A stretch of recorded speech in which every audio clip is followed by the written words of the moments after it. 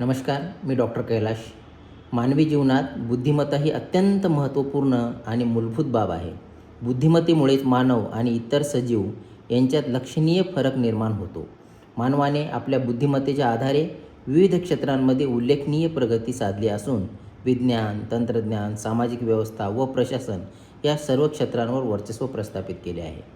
मानवी बुद्धिमत्तेचे जे प्रकार आढळतात त्यापैकी प्रमुख प्रकारांपैकी एक प्रकार म्हणजे बौद्धिक क्षमता होय, ज्यास सामान्यतः इंटेलिजंट क्वोशंट असे संबोधले जाते. IQ हा मानवी बौद्धिक क्षमतेचा मोजमाप करण्यासाठी वापरला जाणारा निर्देशांक असून साधारणतः 20 ते 160 या श्रेणीत त्याचे मूल्य आढळते. बालकांच्या सर्वांगीण विकासाच्या दृष्टीने IQ हा एक महत्त्वाचा घटक आहे. उच्च IQ असलेल्या व्यक्तीमध्ये खालील गुणवैशिष्ट्ये प्रामुख्याने दिसून येतात. तर्कशुद्ध व विश्लेषणात्मक विचार करण्याची क्षमता, शैक्षणिक प्रगती, चांगली कामगिरी, भाषिक आकलन व अभिव्यक्ती कौशल्यात वाढ, समस्या सोडवण्यासाठी प्रभावी क्षमता.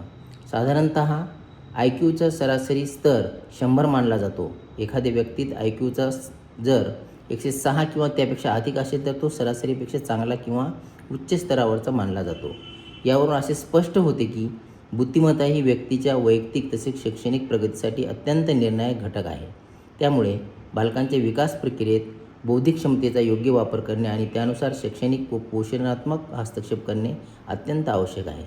धन्यवाद.